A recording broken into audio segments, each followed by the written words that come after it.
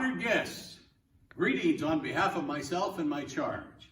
I am Captain Albert Wiedemeyer, and it now becomes my express honor to introduce to you the originator, the designer, the initiator, the prime mover, the mother of all this.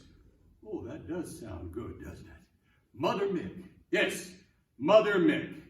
And on this celebration of her visit, Mrs. Ethel T. Weed Mick, past worthy matron, past guardian, past grand guardian, past supreme guardian.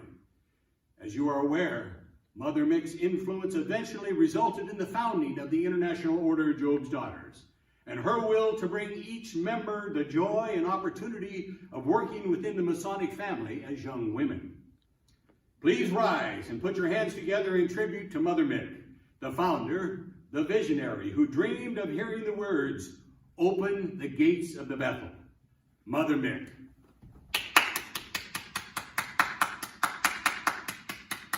Captain, oh, Captain, thank you. Excuse me while I must be seated. Yes. I am, after all, 140 just this year. Yes. Please be seated. Thank you. Oh, young ladies, I have so much I want to tell you. I feel like I should start with our chaplain. You see, the chaplain is important, as my own mother would read to me and my siblings from the book of Job. She said she always hoped that her own daughters would be as fair as the daughters of Job, and it were these teachings that led me to create this organization on the 42nd chapter and the 15th verse of Job. See, it is where you always open your Bible. Yes, and my fairest dear Mother Mick, the good book, The Guiding Light, is an indispensable part of the furniture of any meeting lodge. It is the 21st landmark of Masonry, and within any regularly constituted lodge, at any chapter gathering of Eastern Star or DeMolay, and in all Bethels, you always find the Book of Law. As here, we know it is the Bible, providing light within the place to all young ladies who seek it. Oh, well, excuse me while I talk to the girls for just a moment. You see, I want to tell you how much I have loved your robes when I see them. Originally, we mothers had draped cheesecloth over the girls to try and figure out to get the robes right.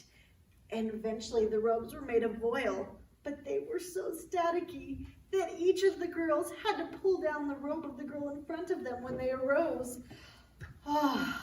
It was funny. We used to use drapery cord with tassels on the end.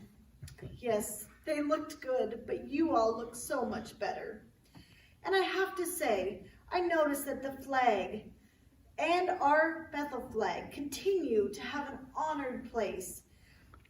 Our Bethel flag has a triangle with a purple background, 3 daughters of Job, 5 stripes around the triangle, and a total of 7 stripes on the entire width. It just makes me swell with pride. Well, 3, 5, and 7. Aren't those familiar numbers? Yes, excuse me, Mother Mick. I know that we're observing your visit, but as a Freemason, I can't help but look at the stars and stripes without silently commemorating the birth of our nation and July 4th, 1776. It will always be a part of our history and a part of our craft, as many forefathers wore the Masonic apron. And it reminds me that a people who forget or treat lightly a great past cannot have a great future.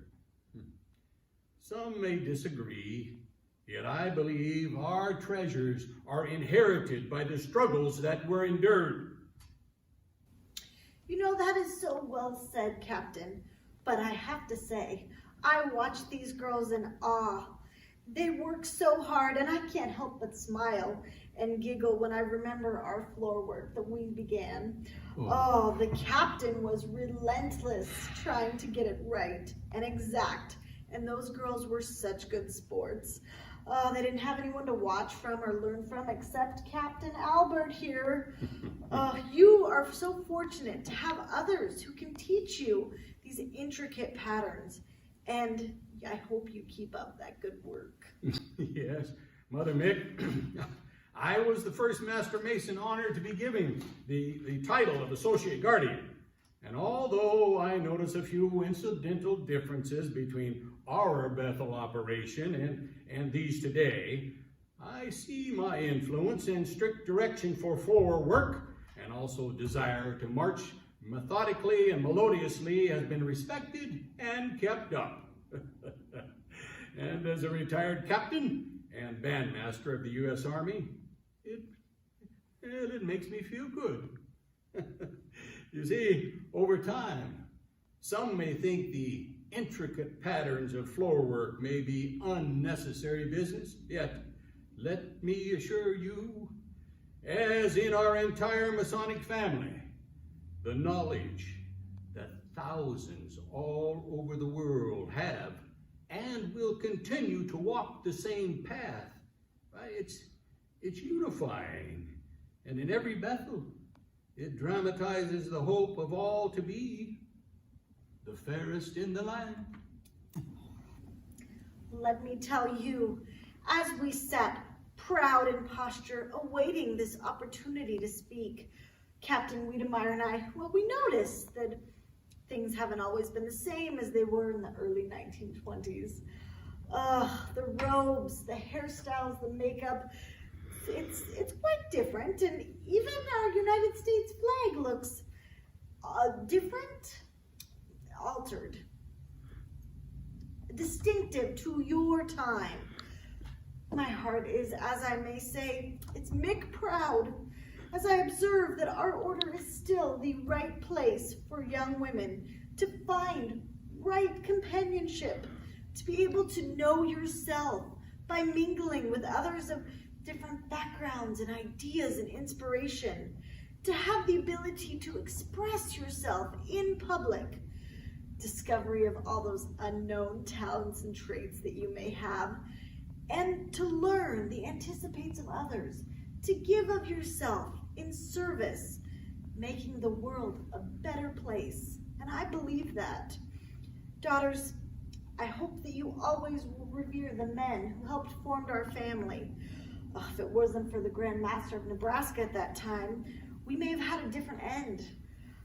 Because of the continued Masonic help and support that we have been given, we have flourished when other organizations have not. All of those Master Masons, worthy patrons, we are so grateful to them, and their powerful backing has given our organization credibility. And I want to say a special thank you to those majority members and adults.